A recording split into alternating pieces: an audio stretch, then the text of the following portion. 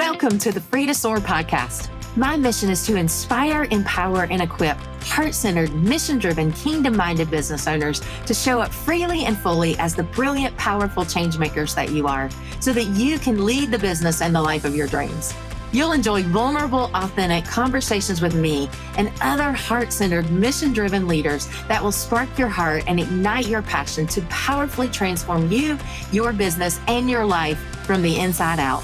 Your next level of impact and income is about unleashing the fullness of you, reprogramming your limiting beliefs and patterns, tapping into and trusting your inner wisdom, and harnessing God's power within you so that you can unlock new possibilities in your business and your life. And this show brings it to you. Step with me into a God-powered reality wilder than your wildest dreams, with freedom, impact, abundance, and enjoyment that you were created for. Let's go. Oh, he's making me laugh already. Hey, everybody, and welcome to another episode of the Free to Soar podcast. Thanks for being with us today, and I hope you brought a friend. Or if not, you can share this with a friend, because I know you'll want to after you hear the pearls of wisdom from this man that we have today. He's one of my favorite people, and I know that he'll be one of yours. He'll steal your heart when you hear all the incredible wisdom and experience that he has to share about business and about life. And so welcome Hal Blackman to the podcast. I'll tell you all about him in just a minute, but welcome, Hal. We're excited you're here.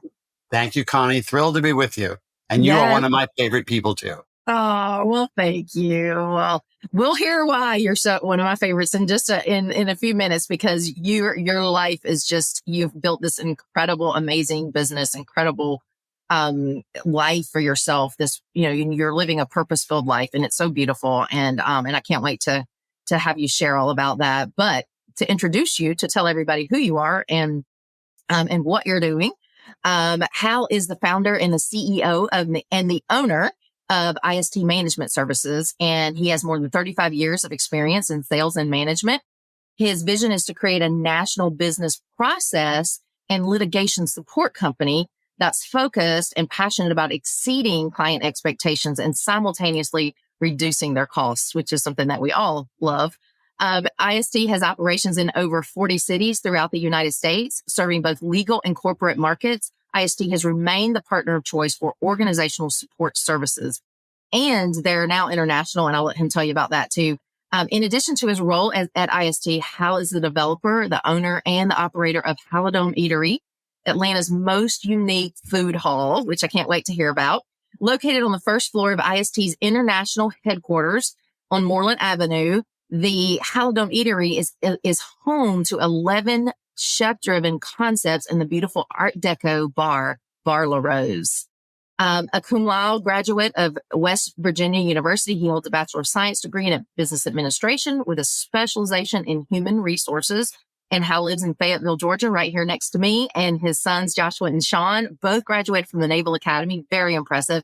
And are now veterans of the U.S. Navy.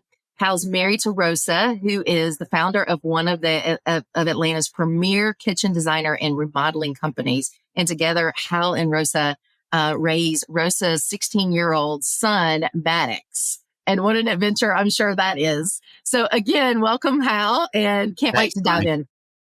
All right, go for it. Yeah, I'm all yours.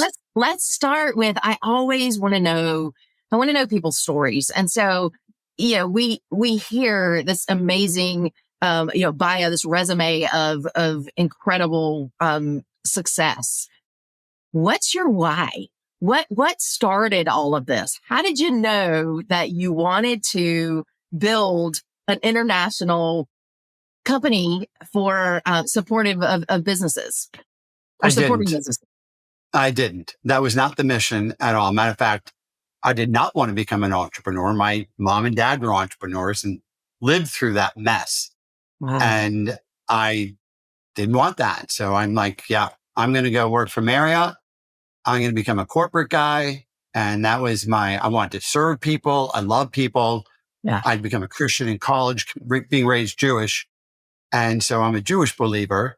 A messianic, as people refer us to.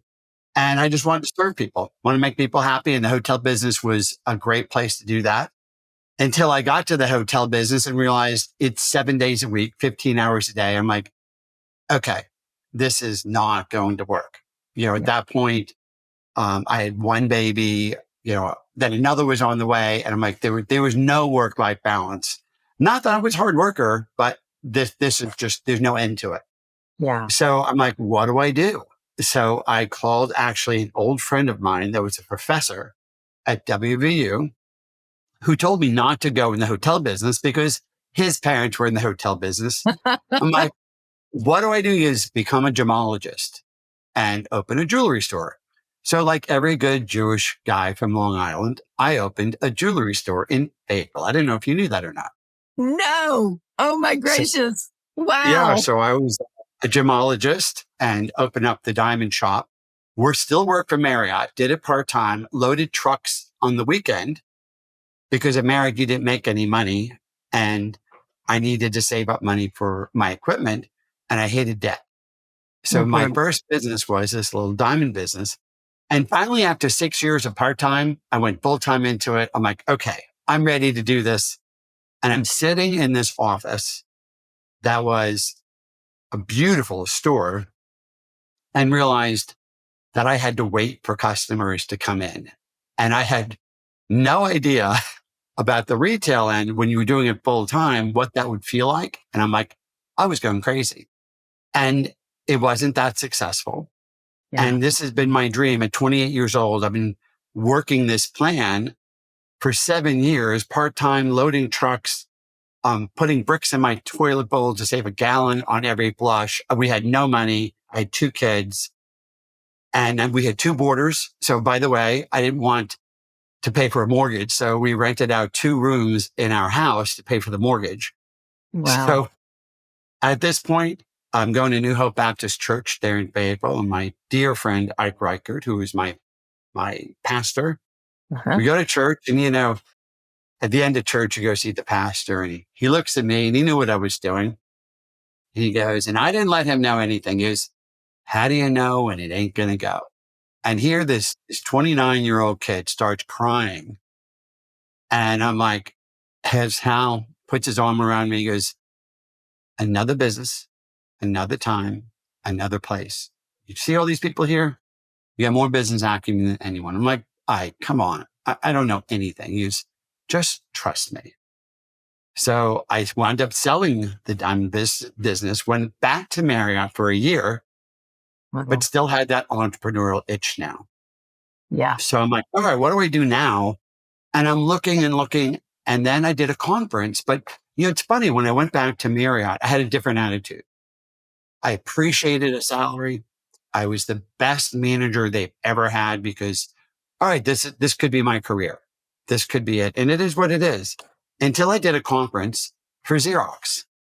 And Xerox says, we need a good hotel person. And I said, I don't want to sell copiers. He said, no, you're going to be selling facilities management. I'm like, what the heck is facilities management? Where you actually go on site and it's their Xerox employees and you manage their services. I'm like, oh, it's service. I could do that because I like serving. And then this thing called Yes. commission was there. I'm like, all right, so the harder I work, the more you can make. I'm thinking, I like that concept because at Marriott, the more hours you worked, you got a salary, the less you made. So, all right, let me give this a shot. And I did that. And about a year into Xerox, they said, you're doing great. You're exceeding all expectations. I'm like, that's awesome. Like, here's your new budget. I'm like, what? Like, I don't understand. Like, well, you did so well. You have to hit this new measurement to get any commission. I'm like, Right. because I did well, you increased my budget to make it harder to make the same amount of money. Welcome to the world of Xerox. I'm Right. like, okay, I'm Yep. learning about this. So I'm like, all right, let me jump with a little company. Love the business. I jumped with a little company called Atlanta Legal Copies. And I rose through the ranks and became a regional vice president with them 8 years and did really well in Atlanta. And then the company sold to a bigger company called Icon. And then the next week they said, hey, love your work. You're top in the country. but yeah, we're cutting compensation. So you're going to go back down 75% of your comp. I'm like, I can't go back that far. I'll take a 20% hit. But I'm like, why would you do that? He goes, well, when you buy companies, Hal, and I talked to the CFO, I was like, this is how we do it. We can't pay for, large compensated people like yourself. I'm like, so I said, all right, that happened on a Friday. No plans. On a Monday was April Fool's Day, set 27 years ago. I quit. I handed in my resignation, walked out, said, I'm going to do this. Walked out with a couple of employees. And then from there, which was really crazy, Connie, because this story gets, talk about needing a faith. But when I walked out, I met with Ike Reichard and he prayed over the business. And the next week I got sued. And I got sued by Icon in a federal court for what they said was stealing documents. They had put documents in my boxes and shipped them to me. Talk about Draculayan. And I'm like, Wow. how do I fight this? I mean, I have literally David and Goliath here, and they have all these lawyers. I got this one little lawyer that could hardly pay for. Well, in 3 months, to make a long story short, I blew all through all my money. And they filed an injunction against me. I couldn't compete. And I'm being accused of stealing documents. And I have 30 days of payroll left. I'm going bankrupt. I'm done. Then I get a call talking about God's hand in all of this from a Christian gal that was the CEO's executive assistant who said, Hal, I just walked out. I saw what they did. I saw them put the documents in your boxes and I want to testify for you. Can you imagine? Wow. So within a day, we were settled and I was free to compete and we were off to the races. So that's the story. With even more gusto in your Augusta. at this point. You Now, were Icon really is no longer. They've been sold since then. But we have a really funny saying, which I'll share with you. I don't know if I should say this, on a podcast. But everyone wants to know what IST stands for. And in the most Christian way, it's innovative service technology. But the underground meaning of IST is Icon sucked us. So in the most kind, loving way. But, when you're dealing with a federal lawsuit, when you start your company, you have private investigators following you every day. It was unbelievable, the early days of IST. And since then, it was 2 employees. We're now 1,800 employees. We're in 38 cities, 40 cities in Canada, and overseas, we do some work over the pond. So it's been a wonderful experience and building an incredible executive team. Most of my executive team has been with me for 20 or 25 years. We've grown up together. So it's been super fun and a great experience. Yeah. And that's the beginnings of IST. When you were on the ground floor, so you had worked for a company that did similar services, and then you took it and made it your own and made it better, obviously, because you saw the things you learned from the things that you saw along the way, were gaps in the system and opportunities for growth and improvement, I'm sure. Yeah. And so that's one of the lessons I learned from the diamond business is if I would have worked in a retail diamond place, I would have realized I hated retail. Yeah. But I didn't. And, but it's funny when, you always, from your upbringing with mom and dad, I'm like, okay, they just went from business to business and they were successful. But, with the diamond business, I'm going to really know this business. I'm going to study, become a gemologist. And I was a subject matter expert, but not in retail. So I learned, all right, and whatever business I wind up getting into, I have to know that business intimately. And I did. And I hit the ground running. Yes. And I knew marketing, sales, operations, I cocould do it all.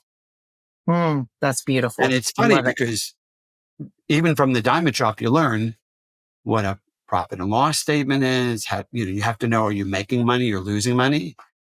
So you learn those things. And before IST, along the way, which I don't know if you know this or not, but the boys, my sons, Josh and Sean, were gymnasts. and they were going to Jim South in Fayetteville. Yeah. And they were struggling. The owner came up to me, and I was the president of the boys team, like, hey, I'm really struggling. I'm like, well, how bad are you? Well, the SBA is going to close my doors. I'm like, well, that's a lot of problem. Well, I wound up, I said, I can't help, but I'll tell you what, I will get a loan. I will buy your equipment, and I'll try and buy the building. And I swore I'd never get into a business that I didn't know how to run. And here I am doing the same thing my mom and dad did before IST. But I knew what was wrong, and I knew the steps it took to turn it around, but I didn't have the money. So I had to borrow money for the building from a horse racer in Florida at 18% interest only. Wow. And I asked the bank, if I could show you, if I could turn this around, will you take them out and give me a regular loan? He goes, yeah.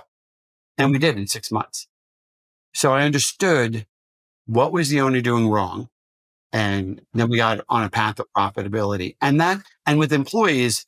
So that was my first entree into a business with employees. And I learned a lot from that. So I find building a business, it's stepping stones, and the business you start may not be the business that you wind up with. So you have to be flexible. That's very right? true. But you learn. Yes. You're learning. You learn all these tips along the way. What were some of the greatest lessons or takeaways that you've had as far as learning how to be a profitable business owner, learning how to, not being afraid of money, because look, you were near bankrupt, you were not doing well in the retail business, you had some what could be considered failures. They weren't failures. They were growth opportunities. But, Right. But what so many people do in those instances is they get scared and they close down and they start to play not to lose. And you played to win. Was that always in you?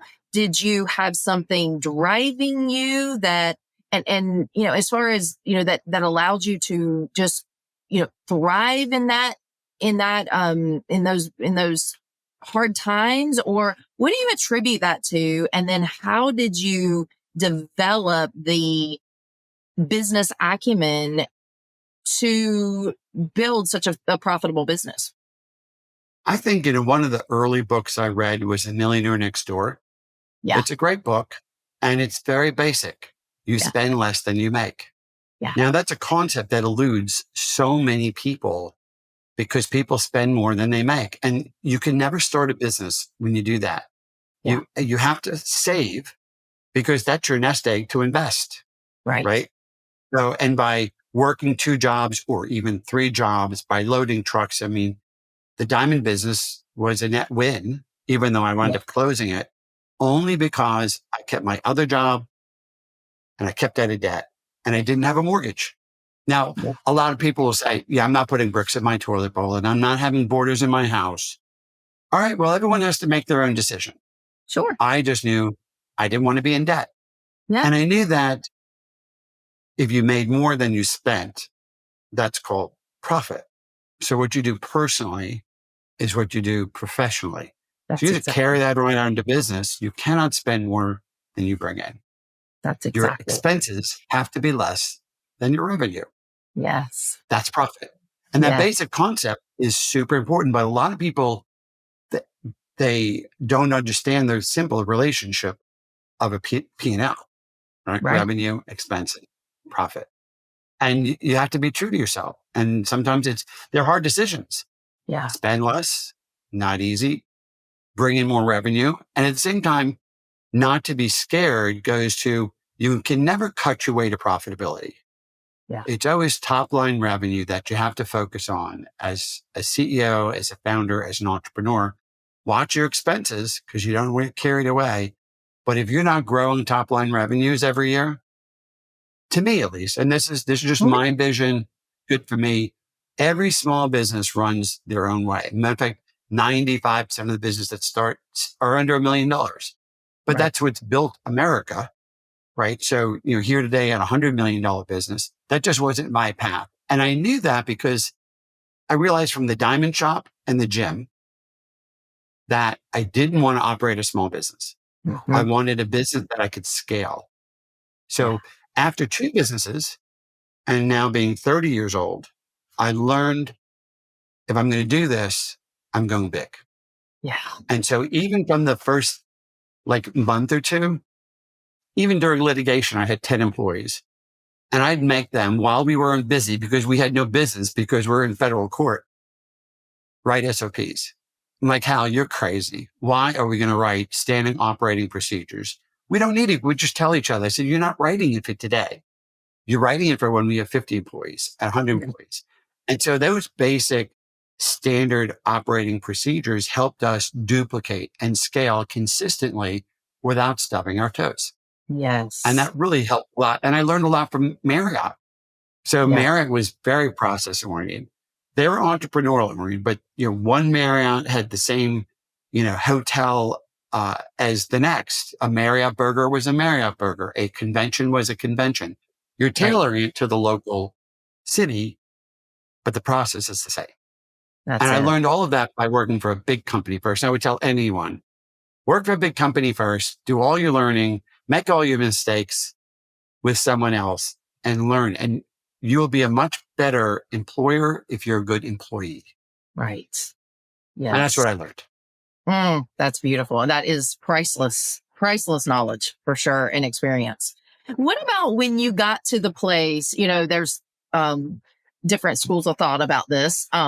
When you get to the place where you are, spending to grow, how did you maneuver through in those growth times when you did have to invest back into the business? Obviously, you had made sure that you had savings to do that, but was there ever a time when you did spend a little more, not necessarily, you didn't overspend in your daily expenditures, but investing in the growth of the business? Were there times when you went out on a limb there?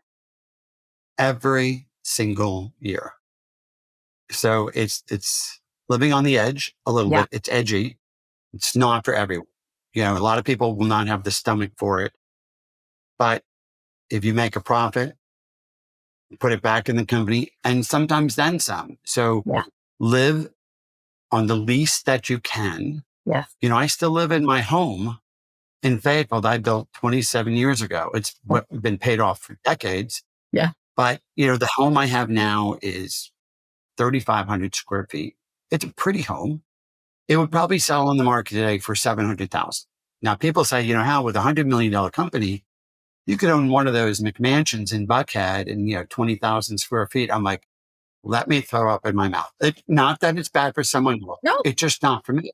not for you. It's just not my vision. Yeah. So I'd much rather put those monies in my business or other businesses I developed. Because since when I started IST, probably 10 years ago, we got into other divisions that are closely associated with facilities management, like litigation support. And that involves when two big companies sue each other, we process the documents, we host the documents, we review the documents. So that spun up 4 more divisions. Yeah. That all play with each other. So there's a risk investing in every division you have to spend. So to me, if I could live on the bare minimum and everyone, you hear all these great stories, everyone has what they feel comfortable with. I live on the bare minimum and invest in my business because that's what makes me happy.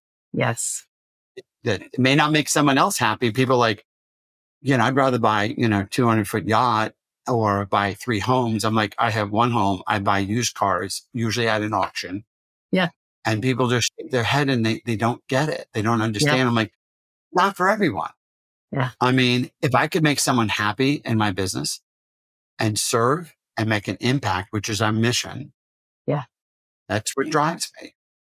That's right? Beautiful. I love Different it. strokes for different folks. That's exactly right. And, it's values based. And so, that's one of the things that I do with my business owners is we get really clear on what are your top 5 values.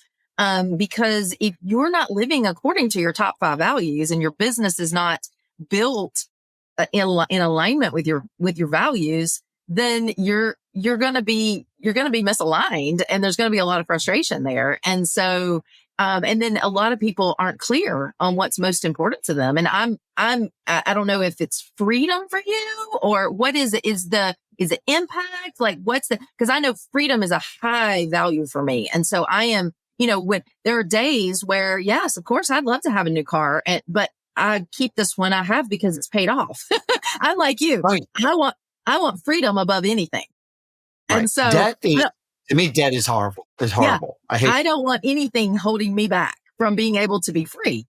Free to make decisions, free to have time, free to do, I don't want to be strung up by, and held back by burden and bondage. So is that like, when is that a high value for you? Is it freedom, or is it more about impacts for you, or legacy? Like, what really motivates I think it's all the above, Connie. all the I above? think to me, I like freedom. To me is to do what I want when I want. That's it.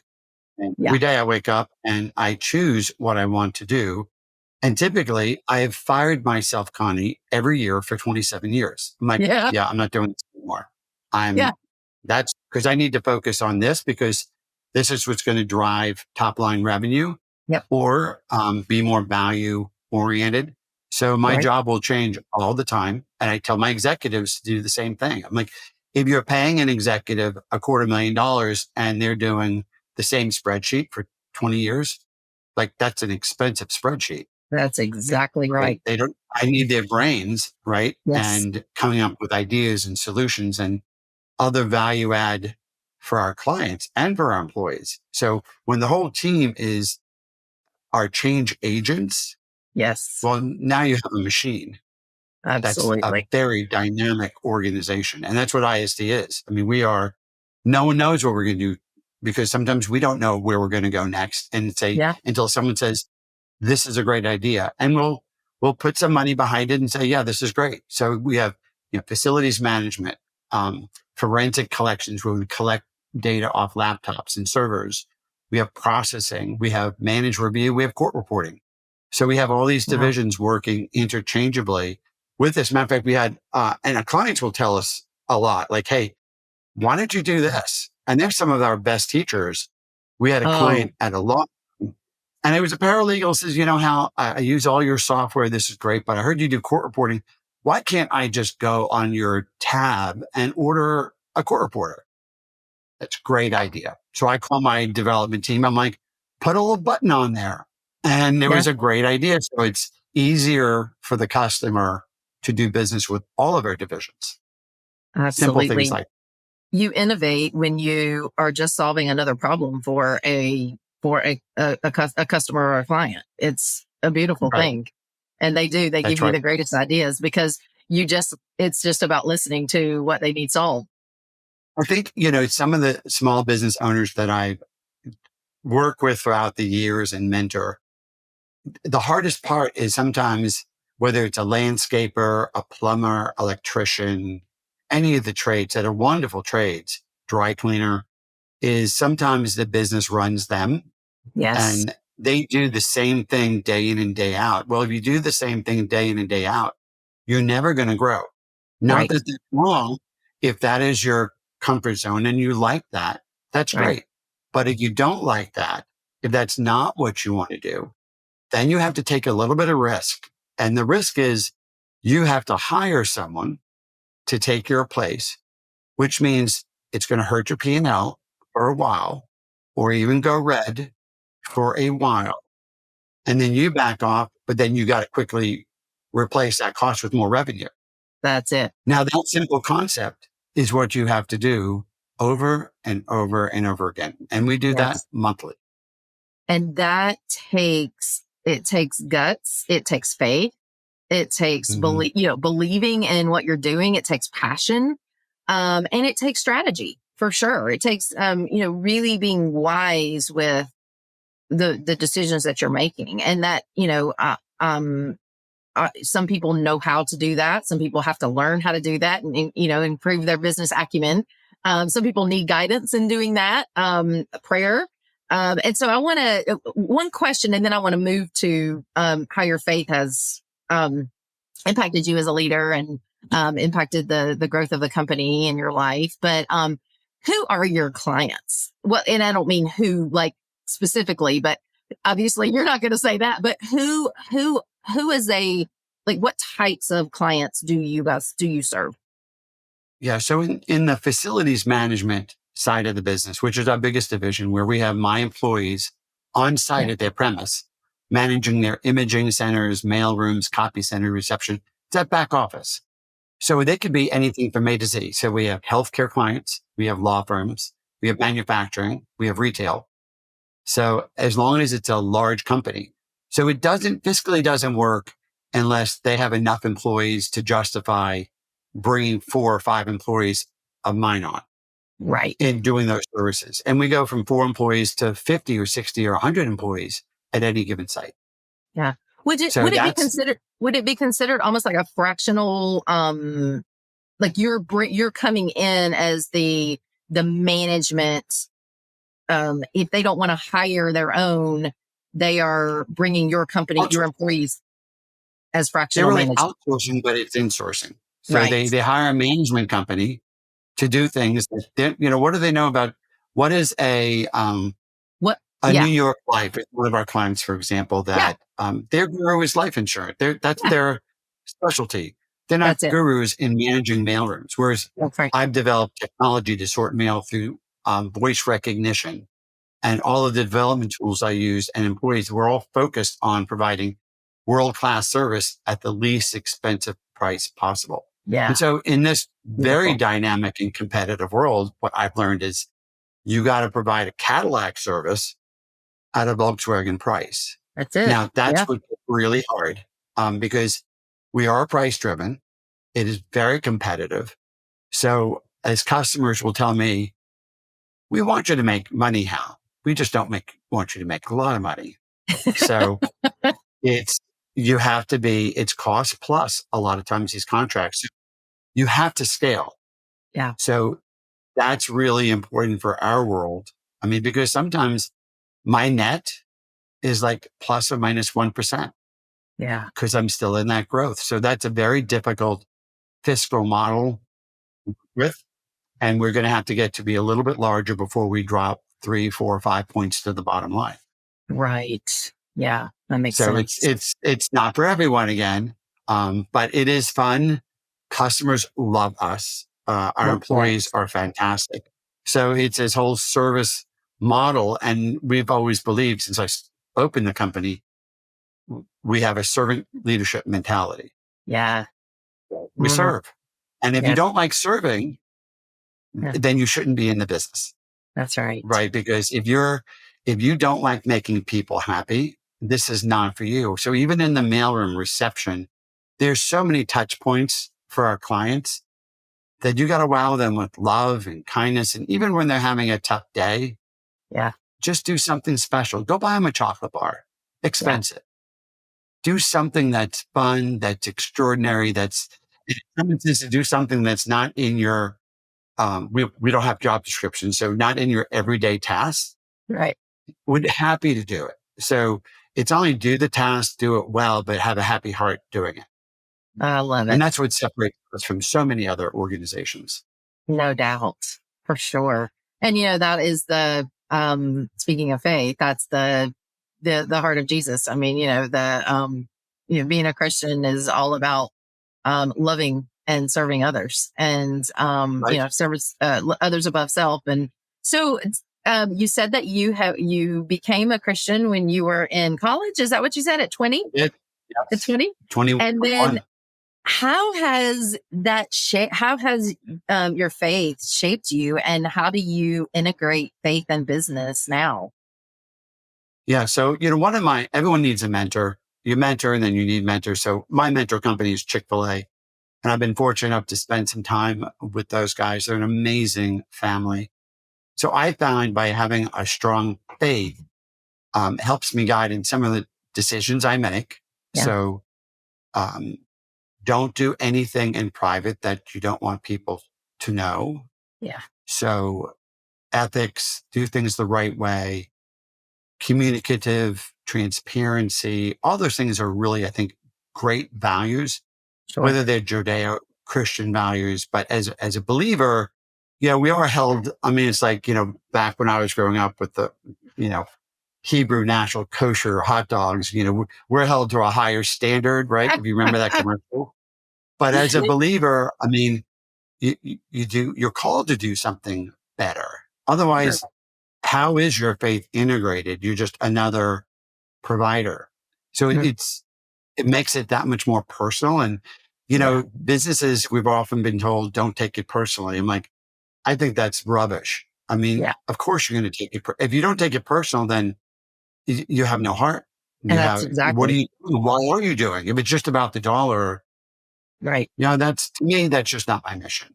I mean, yes, I That's want to make money, but there's more to it than that. Your absolutely. legacy is like you created a company focused, obsessed on excellence because you're driven by a faith that's called to serve others, even when Yeah. it's hard, Yes. even when it's really, really hard. It's like, and some customers are not nice, That's right. you know, Yeah. so when they're not nice, it's like kill them with kindness. That's it. You don't offer them what they deserve because you're not getting what you deserve either. Right. You're none of us are. We're Right. There's no fairness in it. It's not, uh-uh. if you're looking for fair, you shouldn't be in business. That's it. Right. Yeah. It's never fair. Yeah. You're just called to a mission, Yeah. that calls you, that drives you to do the right thing. And when you do, you feel better about yourself and you feel That's better it. about the people around you. That's So so that's what I true. find a strong faith really helps me do that. And of course, having, one of my best friends and my mentor, Ike Reichard, Sure. who is a pastor and is also the CEO of Must Ministries, which we're very involved with in feeding people that need to be fed, that don't have enough food, and their Yeah. shelter. It grounds you. So you can never get too big for your britches, That's right? it. Because you go to the shelter and you realize, some people there are a lot of people hurting out there and they're a Right. paycheck away from being homeless. And That's when it. you go to that shelter, you see it. And it's 80% of the homeless in that shelter are women and children, Yeah. right? So you Absolutely. got to be plugged into helping others because money is not good or bad, right? Right. Money just exposes what's in your heart. It's It's a tool. amplifying. That's it. That's right. I always say it's just a tool. That's it. So what you decide to do with it, not that buying, luxury things aren't it's not a bad thing. It's just, where do you place your values? And I'm not That's it. saying it's good or bad. It's just, for me, I find I'd rather grow the company, serve others, give to nonprofits, whether it's Must Ministries and cystic fibrosis we've been involved with for 15, 20 years. Yeah. And these are kids that, I've watched their lifespan go from 15 years old now to 40 in that time. But, when you see kids dying in high school, if that doesn't just gut you, nothing Right. will. Oh, So I you help. know. Yes. So we have all of Absolutely. our employees walking every year in every city supporting cystic Wonderful. fibrosis. So Wow. we're all Beautiful. together and we have a family we adopted. Blake is our kid. And I've known Blake since he was 9 years old, and wonderful family. We've seen him grow up and he helps us understand what cystic fibrosis is all about and the difficulties of day-to-day living. And Wow. so when your whole company is involved in not nonprofits or a charitable thing, and you're all helping, you Right. realize there's a higher cause to what you're doing. Well, you're connected around that cause and around that mission, and it draws you close together and develops you as a healthy organization, as a service-based organization more than anything does. Talk about heart. That's Mhm. it's expansive.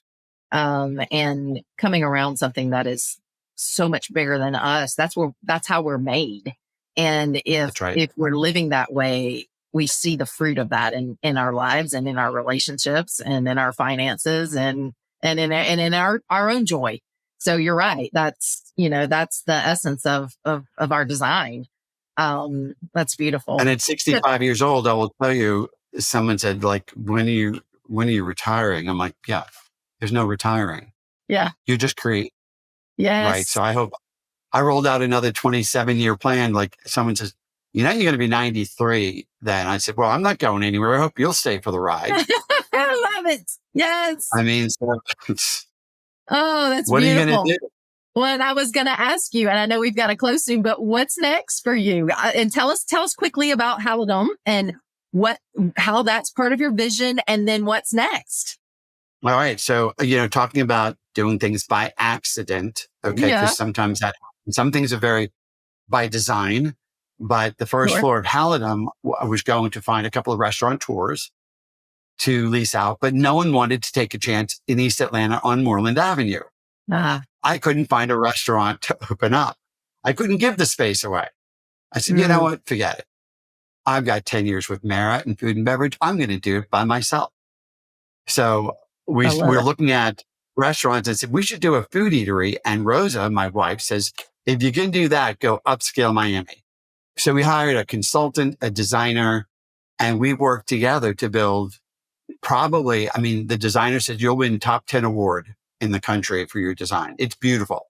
And wow. Atlanta's never seen anything like it. So this has been such a blessing to East Atlanta. And everyone, I go down there, it's right downstairs. Yeah. And everyone that comes is like, thank you. Thank you for taking care of us in East Atlanta. This is such a great addition. So we've had a blast. We've been open for 6 weeks. We have 11 great operators and we self-manage the bar. So it's a very diverse food stuff. So that was very important to Rose and I because she's Mexican. Yeah. And we wanted big diversity in the eatery. And from there, we're ready to start on the gym, which is going to be a beautiful gym that's, again, Miami inspired because we both love Miami. Yeah. And then we'll put some boutique apartments on the property. And at the same time, so that finishes out this acre. Mm-hmm. So we're thinking about IST while IST is growing. So we want to go from 100 million to 120 to 200 million. I mean, really the goal is how do you build $1 billion company?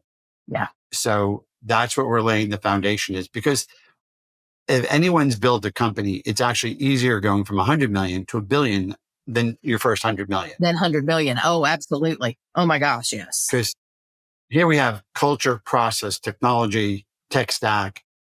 You have everything in place and great leaders coming up to the ranks. Now you punch it out. You just have to elevate that and continue to scale that and continue to put that in process and improve versus build it, which is That's the first. Right. Yeah. That's right. So now you got to scale, which is not as easy as one might think, but it is easier than starting a company. Than building it from scratch. Right. That's right. Yeah. So we're ready to do that. And simultaneously is building IST from 100 million to $1 billion. It's taking Halidom and do we build Halidom 2, Halidom 3, Halidom 4? I don't know. We'll see. I've got to get this 8-acre tract built and then evaluate, make some tweaks. And then if we're ready then to punch it out, we'll punch it out too. I love it. Oh my gosh. Super fun. It is. And you're right. It's creative. You're just creating. You're just letting whatever comes to you or to the people that God has put in your life in your company to allow them to innovate and following your heart with that and going out on a limb and taking the risk and doing it because that's what we're made for is to create. That's right. And my executive team they are amazing men and women. I mean, my VP of HR, it's been with me 25 years. She was my proposal writer. And then she got into HR and now she's got her whole certification. She has a staff of 15. My VP of marketing worked for her. And then he wanted to start the marketing division. I'm like, you don't know anything about marketing. He says, give me a chance. Well, he has crushed it in marketing. Wow. Matter of fact, when we were going to build the building, he says, I want to do it. I'm like, you want to do what? He goes, I want to handle the real estate of IST. I'm like, Brad, you know nothing about real estate. He goes, that's what you said 10 years ago about me in marketing. I'm like, I sure do. And he found land when it wasn't even available. He put up this beautiful building. He's a rock star. Tim, my VP of operations, was serving mail and making copies. Andrew, my VP of technical solutions, same thing. So great story. And then you have new executives that come on board that understand the culture. My CIO, Jordan, that's like, you guys have something really, really special. And my VP of litigation support, Greg, Yeah. that's been with me for a decade. It's like, I love your culture. Culture is critical in That's any what it organization. is. Yeah. Culture is everything. Right. It is Everything. it is the heart of an organization, and just it matters so much. And people overlook it because there's no time, there's no resources, there's no energy for that. Well, and they're really missing it if that's the case. It It's is. My VP it of can't be HR or overlooked. talent. Right. I had one of my first executives retire. He spent 27 years with me. I never thought he'd retire. And one day he says, I'm tired. He's like Forrest Gump. I'm stopping running. And he just retired. I mean, 2 weeks he was gone. I'm like, and the person underneath him was a national director. And one day I said, one day if Joe retires in 10 years, are you up for becoming a VP? And her name is Sydney. She's an amazing executive. Yeah. And she said, yeah, I'm working towards it. And when he retired, I'm like, Sydney, are you ready? Because Joe just retired. He goes, wait, what? I'm like, and she did. She crushed it. Wow. So she's the youngest vice president on my team. And she's like 30 years old. So, Yeah. we're seeing multiple generations. Matter of fact, my VP of HR, her daughter, who I saw born at the hospital, is now in the marketing department. So I have a mom and daughter That's working. beautiful. So That says a that is lot. just, it's It amazing. says a lot about the culture, and it says a lot about just the family that you've built there. And that's what's so important. Because it all is. It's relationships. It's all about relationships.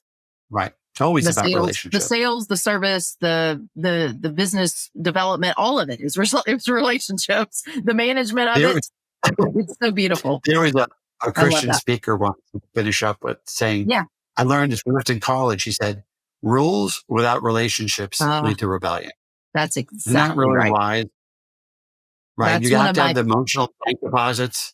Like yeah, you're always, and when you're running a company, it's impossible not to take chips out of the bank. that's right. People's feathers are going to get ruffled. Things Sure. happen that are unexpected, but you have to have emotional bank deposits in That's that right. bank with that person.